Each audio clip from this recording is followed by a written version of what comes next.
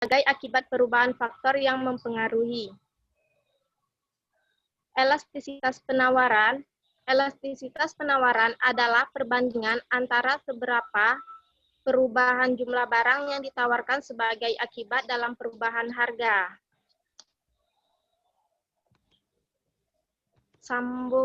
Disambungkan dengan Suci Putri Tami. Lanjut ke bagian saya ya, Pak. Ya, silakan. Mengenai faktor penentu elastisitas, Pak. Ya.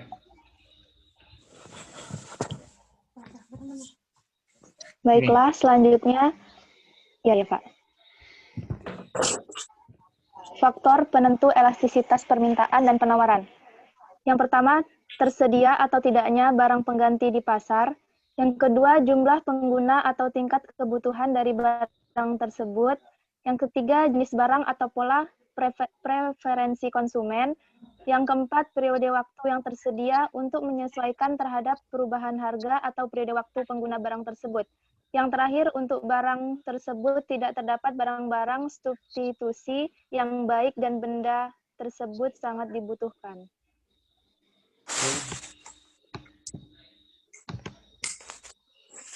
Ini ada jenis-jenis kurva permintaan, kemudian ada jenis-jenis kurva penawaran, baru terakhir tadi materi dari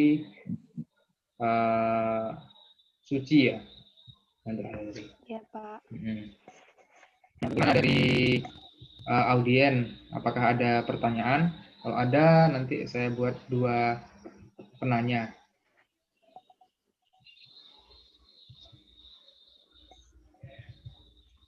Apakah ada yang ingin bertanya? Kalau ada yang mau bertanya, silakan di open mic-nya, silakan disampaikan pertanyaannya apa.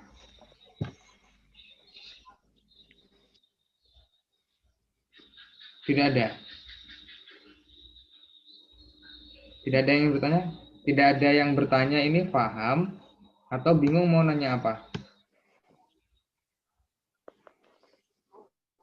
Enggak ada yang jawab. Maaf Pak, suaranya tidak jelas Pak. Suara saya nggak jelas. Sinyal kami jelek. Ya. Sinyalnya jelek Pak, sinyal kami. Oh. Yang lain suara saya jelas. Jelas, Pak. Jaringan susah. Jelas, Pak. Jelas, Pak. Jelas, Pak. Oke, ada yang mau bertanya?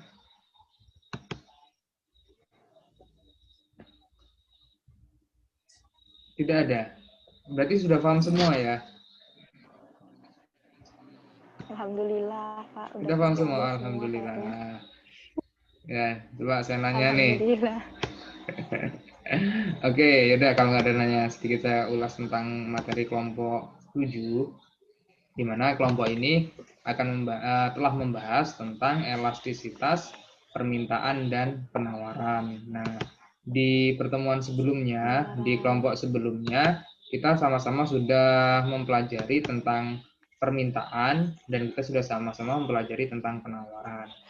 Nah, ada di sana dinyatakan hukum permintaan dan hukum penawaran. Ada yang masih ingat hukum permintaan? Silakan di open mic-nya. Hukum permintaan, nggak usah takut salah.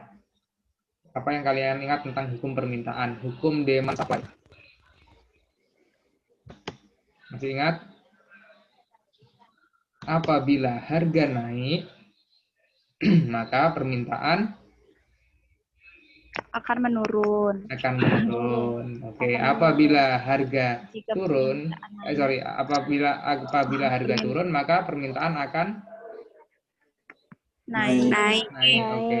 Kemudian hukum penawaran, apabila harga turun, maka penawaran Akan naik. Kalau Naik. naik apa turun? Naik. Turun, Pak. Turun. Naik turun itu Turun, Pak. naik turun itu jalan ke arah Sorlangun itu naik turun.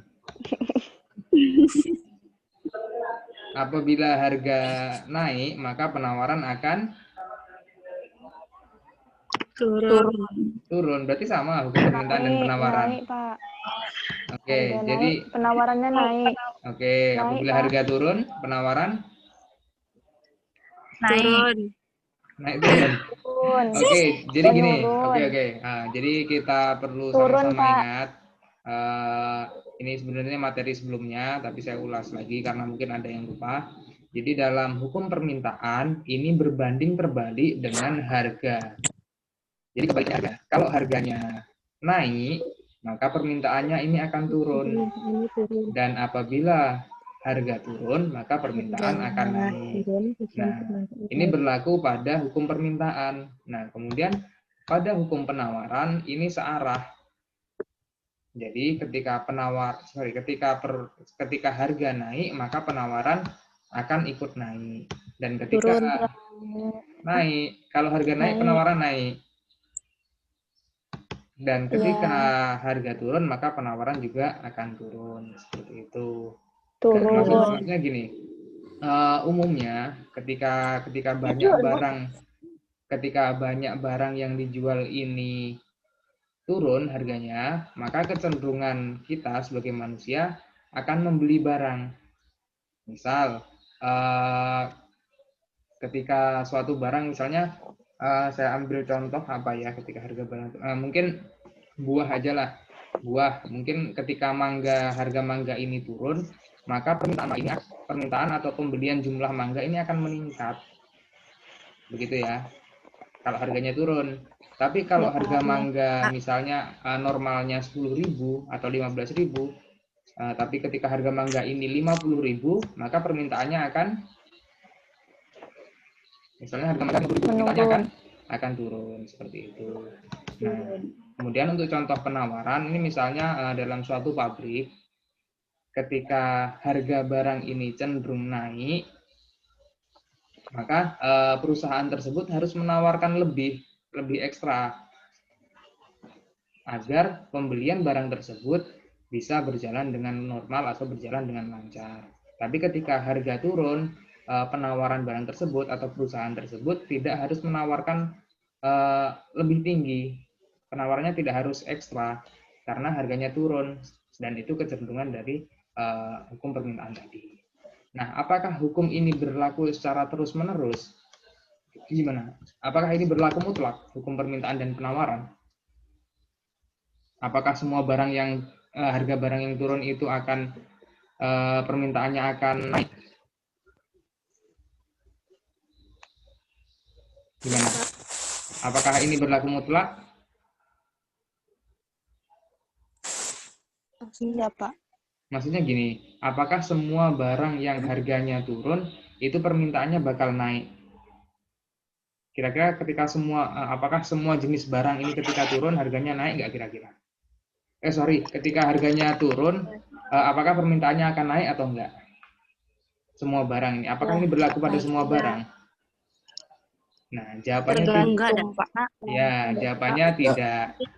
Ini hukum yang berlaku umum. Nah, kemudian ada pembahasan tentang elastisitas, di mana hukum permintaan dan hukum penawaran ini tidak berlaku. Seperti itu ya. Nah, saya ambil contoh. Apakah ketika harga beras ini naik, permintaannya bakal turun? Akan tetap. Akan tetap. Oke. Tidak, Pak. Nah, jadi hukum permintaan ini tidak berlaku pada makanan pokok atau makanan yang dibutuhkan manusia. Gitu. Jadi hukum permintaan ini tidak berlaku secara utuh, tapi berlaku secara umum. Tuh, jadi ada satu faktor di mana salah satunya itu karena faktor itu adalah kebutuhan dasar, maka hukum permintaan dan hukum penawaran ini tidak berlaku, seperti itu. Nah, itu yang dinamakan elastisitas. Nah, ada elastisitas permintaan dan ada elastisitas penawaran. Nah, ini untuk mengukur respon perubahan jumlah atau kualitas barang yang dibeli, kayak gitu, sebagai akibat perubahan faktor yang mempengaruhi, gitu. Itu juga dengan elastisitas penawaran. Jadi sudah paham ya tentang elastisitas? elastisitas itu sesuatu yang tidak Pak. mutlak, gitu. Sesuatu yang tidak mutlak atau hukum yang bisa tidak berlaku karena adanya faktor-faktor tadi. Kemudian ada jenis kurva penawaran. Sebenarnya ini kalau ada gambarnya bisa lebih mudah Mau dipahami. ketawain. Oke, ada jenis kurva elastisitas sempurna, kemudian ada kurva tidak elastis, atau kemudian ada kurva uniter elastisitas, dan ada elastisitas sempurna. Nanti gambarnya saya kirim ke grup kelas. Contoh jenis-jenis kurva tersebut. Oke, kemudian nah ini tadi faktor penentu atau faktor-faktor yang melatar belakangi terjadinya elastisitas atau tidak berlakunya hukum permintaan dan hukum penawaran. Nah, yang pertama adalah tersedia atau tidaknya barang pengganti di pasar. Misal,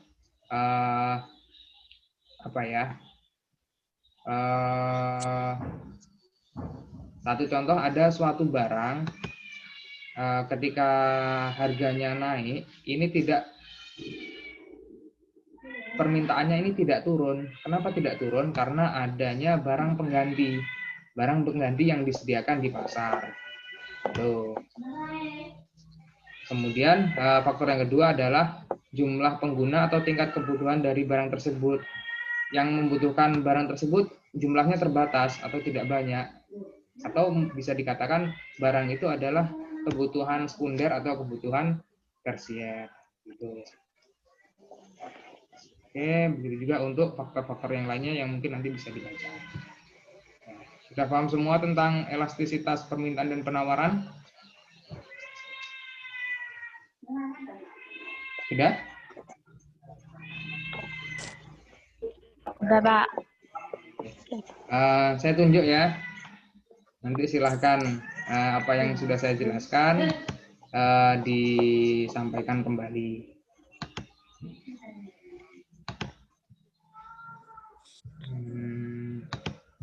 Siapa ya?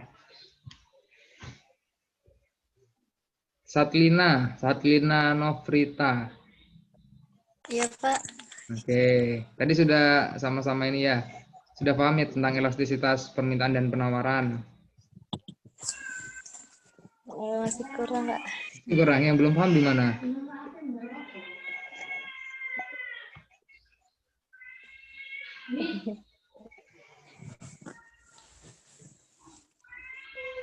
Oke, gini.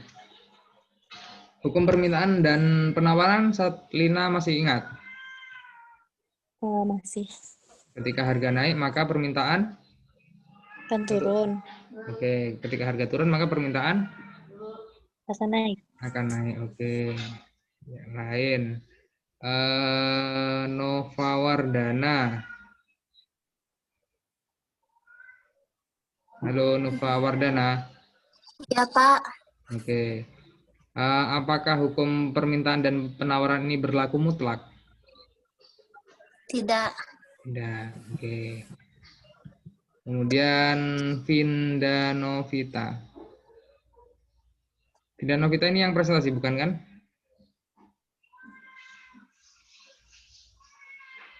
Halo Vinda Novita. Iya, Pak. Oke.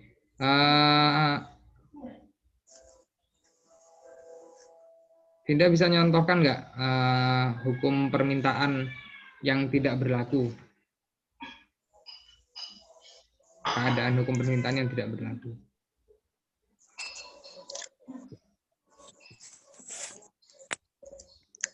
Ya, disimpan dulu jawabannya sambil mikir-mikir. Siapa ya? Amelia. Ya, Pak. Amelia, apa yang Amelia pahami tentang elastisitas?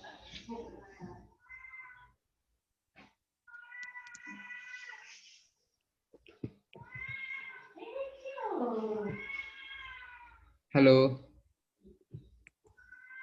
Amelia. Iya, Pak. Nah, suara saya terdengar. Putus, Pak. Yang Amelia pahami Putus, tentang elastisitas apa? Jika permintaan Elastisitas. jika Pengertian dari elastisitas. Oke, yang cowok berapa orang ini? Yang cowok ada Waifa nih cowok apa cewek? Pak cewek, Pak. Cewek. Berarti yang cowok cuman saya sama Kosma, sama Darwis. Ihsan ada tadi, Pak. Tadi ada pesan, Pak. ada Iksan tadi Pak. Oh, Ihsan sudah keluar.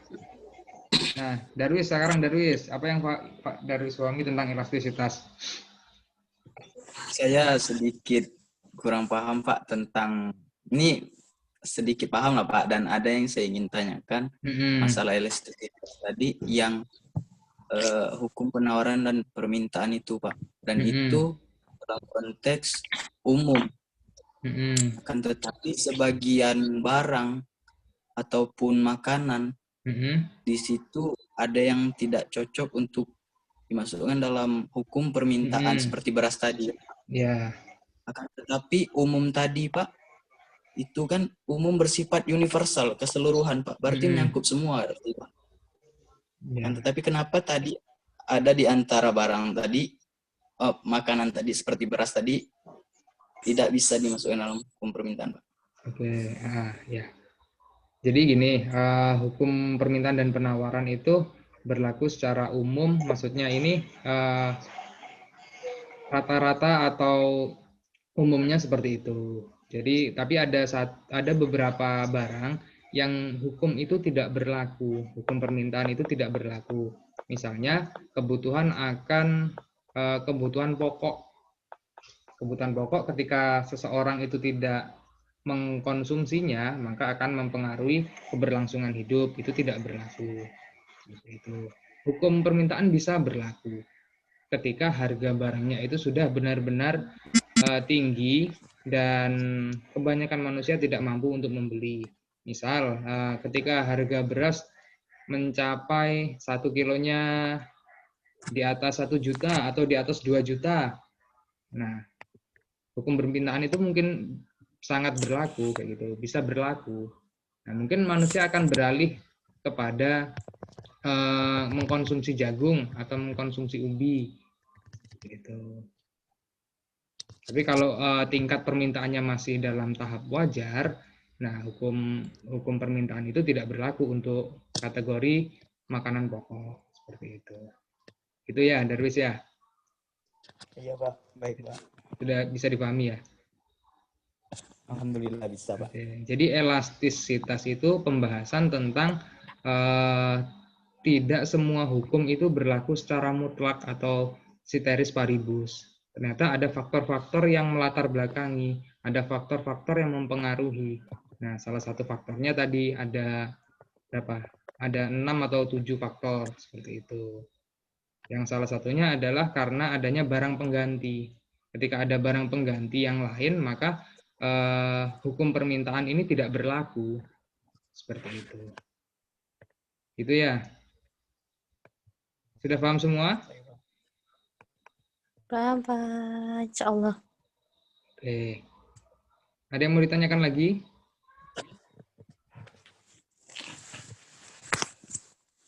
Tidak ada.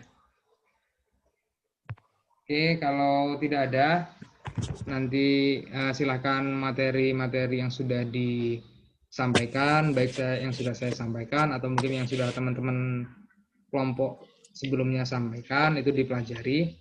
Nanti UTS-nya itu materi dari kelompok 1 sampai materi kelompok 7, kelompok 6.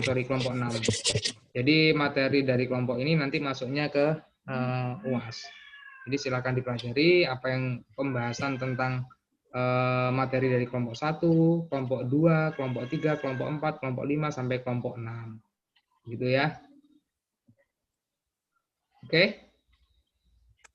Oke, Pak. Oke. Ada yang ditanyakan terkait dengan UTS-nya?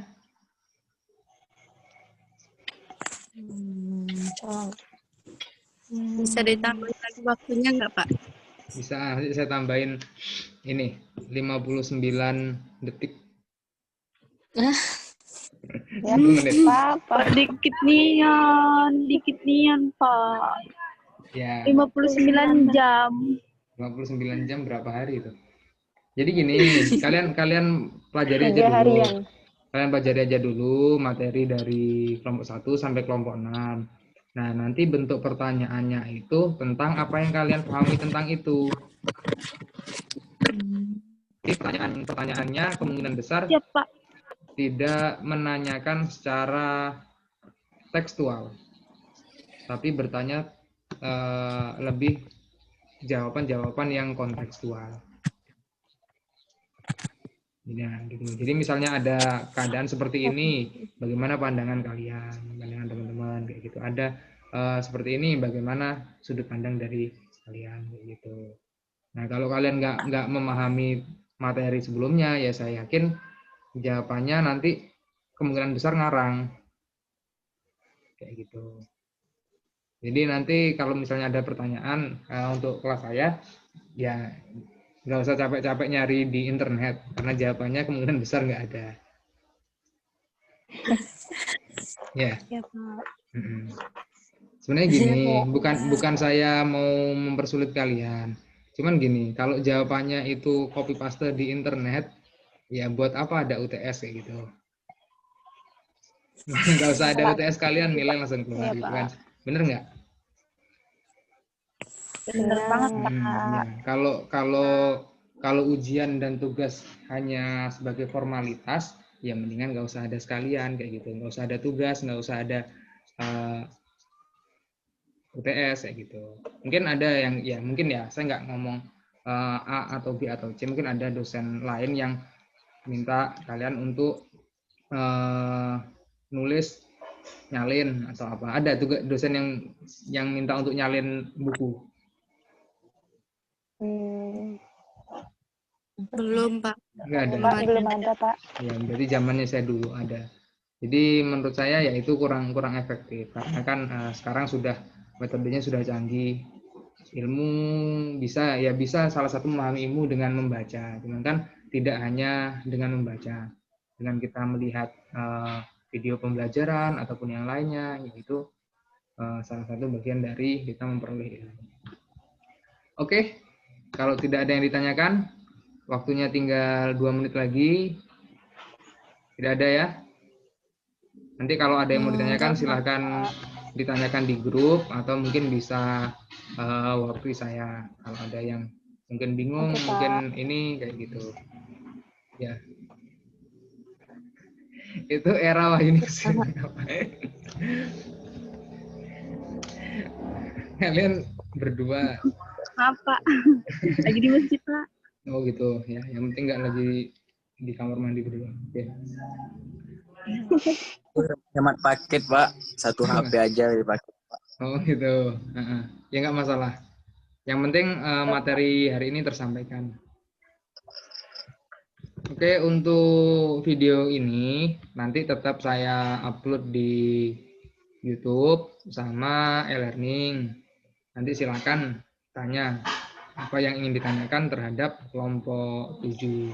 Nah, salah satu tujuan kenapa kok saya minta kalian nanya, paling enggak ketika kalian nanya, kalian paham apa yang kalian tanyakan. Maksudnya isi pertanyaan kalian ini paham, walaupun mungkin jawabannya belum, tapi ada usaha untuk memahami video itu.